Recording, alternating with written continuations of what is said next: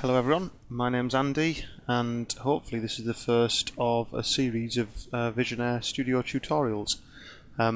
Just heard today on the forums that there was going to be a competition opened to design and build the new demo game for the next release of Visionaire Studio. So I've been on with my own game for the last year or so using Visionaire. And I thought this was a good opportunity for me to start a fresh game as well and enter that competition. And I had said to Lee on the forums quite a while back that I would hopefully get round to recording some video tutorials as I went. So I thought, what better way to combine the two? So this is going to actually follow me through the entire process of creating my submission for the demo game. So hopefully for people who've never used Visionaire before, this will be an ideal opportunity to see kind of every step of the way to creating a game. And who knows, if I'm lucky or I do a decent job of this, it might even be a game that you can all get your hands on. And be able to kind of have a look at the development files as well. But hopefully, step by step, I'm going to go through the main parts of putting a game together. So this very first tutorial is going to be one of the most important things to do at the very start of the project, which is to create a file structure. If you've not used Visionaire before, you get these options when it first pops up to create a new game from scratch, or one with some things already set up for you, load existing games or ones that are recently opened. And in this case I'm going to create a brand new game. When you do that in Visionaire Studio, it always reminds you at the start that you actually need to define a folder, a file name for the project file. Now this might seem like a trivial thing to do, to set up a folder at the start, but it's really useful to get yourself in the habit of organising all of the assets and all the development files for your project. 12 months down the line, when you've got a lot of these things going on, you'll hope that you did this bit to kind of get yourself in the habit of doing it right. So all I'm going to do, really straightforward and simple, somewhere on your hard disk, wherever's safe to do this, in a place that you can kind of back up. I have this folder called Visionaire Projects, where you can see other projects that I've been working on. I'm just going to create a new folder there, and I'm actually going to give it the name of the game, which in this case is going to be called Fantasy Quest. And there's a good reason for that. There's a nice acronym in there, which I'll be showing you later on. Inside the Fantasy Quest folder is where all of the assets and things are going to be saved later, but for the time being that's all I'm going to create there. So when we come back to Visionaire, the reminder's there for before you're working on a project. Define the folder and file name. If you click OK, all we're going to do there is actually browse to the Visionaire Projects thing, go to Fantasy Quest, and give it an actual file name to save it. And in this case, the acronym that I spoke of is Fantasy Quest FAQ, which hopefully should be frequently asked questions about how to use Visionaire, which is what this demo game is going to cover, basically. So I'm going to give it a version number as well. I like to put underscores in a lot of my file names just to keep them nice and tidy, and it's just something I'm used to through work. I work in this field as well. It keeps things nice and tidy. You can see your version numbers nice and easily. So you click on Save here, and that will create you your new empty Visionaire file. If I then bring Explorer back on the screen here, you'll be able to see in the Fantasy Quest folder, you can see FAQ_v1.ved, and that's a Visionaire editor file, basically. So this is what's going to be saved. All of the work that you do in the Visionaire editor will get saved into this file, and I recommend you regularly use the internal tools in Visionaire. You can see up on the File menu. If you've used a version number like I have, there's a save as, and it increments the number.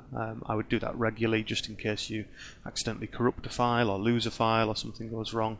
It's well worth using that to keep your work safe. Looking at the specifications for this particular demo game, you can choose your resolution here for the whole game. I think on the forums they requested that this demo game be 1280 by 720, so it's effectively 720p HD, the smaller version of HD. in this case, and I want to make sure that's set up first, so we've got a kind of standard for all of the artwork and all of the backgrounds and things that we do. You don't want to be changing that later on. Now, as a really basic introduction to all of this, it's probably worth me explaining a little bit of the interface if you're completely new to it. What we have here, the game properties screen, is kind of brought up by the game icon at the side here, and each of these icons down this toolbar change the right hand side of the screen. Over here there's scenes, characters, you've got your interfaces, you've got your items that you can pick up and things, cursors that the user sees on screen when your cursor changes, when you hover over things, the fonts that are used to display all the text and dialogue, texts themselves, which it kind of pulls through all of the text out of the game, and you can look at that and you can add sound effects and translate and things like that. Particle systems, which I've played with a bit, and I'm going to do an example of that much later on in this particular demo game, to do things like snow and rain. You can even do fire and bits and pieces like that. And the script section, which as you look through the forums, you'll see there's a lot of forum posts about scripting and things. It tends to be a more advanced topic, but there's definitely some things that can save you a lot of time if you learn a couple of simple scripts. With the game I'm making at the moment, I've kind of not had the time to learn the scripting as much as I would have liked to, but I can already see now as I kind of get to the final stages of testing and getting this game out that I could have saved myself a lot of time with some of those. So we'll go right back up to the top again. On the game one, you can see I was already altering the resolution and things like that. These window panes are slidable, by the way. It's nicely designed, this UI, so you can move it about when you want to concentrate on bits. And any of these Visionaire games really are made up of scenes, and it's a scenes and menu page that you'll be using a lot here. Each scene is effectively a room in a game. For this particular demo, it's actually going to be a very short demo because it's meant to be something that could ship with the game. Gives everyone an example of the tools and the features that are there. So in this case, I'm going to be creating 3 rooms. I'm going to go to the scenes and menus room, and just so I'm starting to block out all the places I've got, I'm going to add a new scene. And this first scene, you can double click them to change them. This first scene is actually going to be called bedroom, and the other 2 scenes that are going to exist is going to be cave entrance, and another scene is frog door. Now, all sound strange titles, but there is a method behind the madness. The next thing I want to do is I want to create a character, and in this case it's going to be the main character, and I'm not going to give him a name as such. He's going to be a boy, so I'm just going to call him boy for now. The character tab, like a lot of the tabs, has another set of tabs along the top, and we'll go into all of these in due course. But the most important thing at the moment is that we're going to have to set up an outfit. And an outfit is basically the animation frames for this boy character walking, facing the front, facing the back, facing left, and facing right. And you can do diagonals as well and have 8-way walking and things, but if, like me, you prefer to work in 2D animation rather than using 3D models, it's an awful lot of work. In my other game, Something Foul Afoot, the character is all 2D, hand-drawn in Adobe Flash, and he's 8 direction, and he actually has 2 different outfits that change over the course of the game. So it's involved an awful lot of hand-drawn animation. Some of it is keyframed, and there's a lot of kind of other animations you need to think about, not just the walking. The character stands, so when you stop walking, they've got to have a static either a picture of them stood facing the front, or like a little animation of them facing the front but they may be tapping their foot or something like that, so you set up all the standing animations for every direction. And of course then there's talking animations, other random animations, it might be scratching their head if you leave it untouched for a while, character animations, things like, for example, the character bending down and picking something up, or the character jumping over something. So you've got to produce all of that animated content. Visionaire Studio isn't an animation package, but what it does do very well is organize all of those animation frames in a way that makes them easy to access when you need them in the game. So when you go and a character clicks on an item to pick it up, you can then trigger that pickup animation and things like that. A note on software. Personally, I use Adobe Flash for the majority of my animation. I do a lot of touch-ups in Photoshop as well, and my usual workflow is to create animation in Adobe Flash, export it as PNG sequences, and then import it into Visionaire.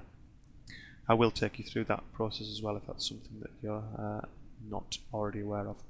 So we've talked a bit about the rooms, and we've talked a bit about the character and just the amount of work that is going to be required here. It's going to be no easy task to set up all of these different animations for all these different states for that one character. I am also going to have another character in this demo, and it's going to be a frog. So I'm going to pop a character in there for the frog as well. I usually, when I'm doing these, they're called unnamed, the first outfit, because you can have multiple outfits. I'm going to actually just call this one normal. So it's his normal outfit for the frog, and for the boy, his normal outfit as well. I'm going to do a slight change to his outfit halfway through this demo, just so it gives a good example of how you can switch outfits and things. I'm already thinking at some point during this very short adventure, he's going to gain an item of clothing to put on, be it a hat, or he's going to pick up a shield or something like that, and then that shield will be carried around with him and it'll be visible in all of his animations for the rest of the game. So I've got to think about already two different outfits for him. I'll leave just the one there for now, and when it comes to the tutorial about adding outfits, that'll be the opportunity to tell you about that. So moving along then, we're thinking about rooms, we're thinking about characters, we've got interfaces to think about, and the actual items that are all going to be picked up. This is a point where I'd recommend just taking a minute to think about the file structure. The more organized you are at the start of your project, the more you will thank yourself later on when things start getting more complicated. So I'm just going to bring up Explorer again. I'm going to look in this folder where this VED file is currently saved. This is my Fantasy Quest folder where the whole game is going to go. What I tend to do here is I'll create a new folder here and I'll call it Assets. And that is for everything that is used, everything that's consumed by Visionaire. So that's going to be lots of PNG sequences, lots of individual PNGs, maybe MP3 files for audio and things like that.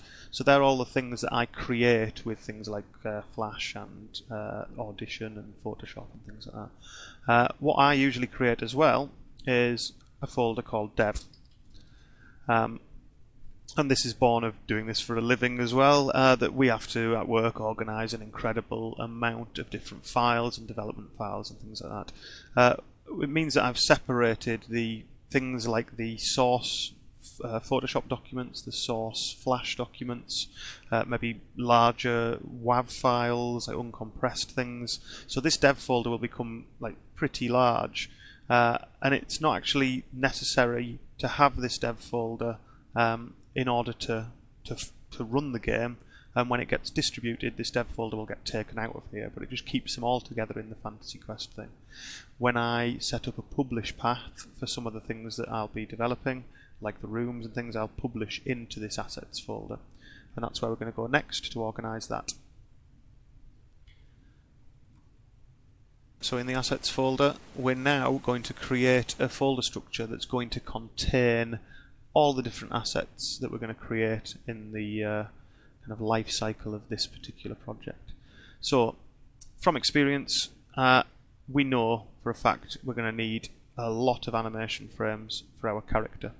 So depends how you want to organize this. I tend to put a characters folder in there, and inside there I'll also create one for the boy, because he's going to have a lot of animation frames, and one for the frog, which are my two characters. This is just keeping everything nice and organised. So I'm going to go back up again to the assets folder. So we've got characters folder there. I'm also going to be creating some rooms. They're called scenes as well, I think, in, what do they call them in Visionaire? Scenes or rooms? I tend to call them rooms, even though it might be out in the forest somewhere or in a cave. It comes from, I think, something else I used to use years ago. I just kind of tend to refer to them as rooms. And in there, again, there'll be lots of assets for each of those rooms. So there was the bedroom, there was the cave entrance, I'll just call it cave, keep the names short, and doorway. Now it is important, just there where I decided to keep this short, when Visionaire starts picking up assets out of these folders, it creates relative file paths to them. So if you at some later date decide to change the name of this cave folder to cave entrance because you end up with another cave or something, if you've already started to import assets into Visionaire, it will get very confused and lose the links to all of your assets. So it's worthwhile, this exercise, naming the things correctly in the first place to things that are going to make sense. I know I'm not going to have any more rooms in this, so that's fine. Okay, so back up to assets. So we've got characters and rooms. The other thing that we're going to have a few things of is items, and these are the things that the character can pick up, and in there I'll end up publishing all the individual PNGs for each of the items. It just means we've got a nice setup structure. In the development folder, I often just take the whole folder structure that I've just made there, characters, items and rooms, and I pop that exactly the same into the development folder. So when my development files for the characters are in there, the boy development files will be in there as well, and you've got kind of a mirrored organisation of all your files. It's easy to find everything. It's also easy to move things independently. So say you're going away for a couple of days and taking your laptop and you want to still do some work on it, and you just want to take the boy's development files and do some animation, then you just take that one folder, and it's really easy to bring it back and drop it into there without having to sift through like a big folder full of files and things. But you'll see the more organised you are, again, the more helpful it'll be later on. So we're kind of at a position now where we're ready to start bringing some artwork in. So that kind of brings us nicely to a close on what's been an introduction to file structures, the interface, the actual setting up, creation of scenes, and how characters are going to be set up. I think it's a good opportunity to stop this tutorial now, so that the next tutorial can focus on actually creating the graphics for a room, laying out that room, and some tips about how to set up scenes and things like that, and how to add depth to scenes.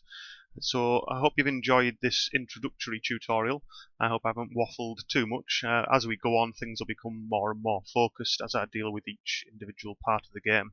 So I hope you'll join me for tutorial 2, all about setting up scenes. Thanks for watching, and hopefully I'll see you next time.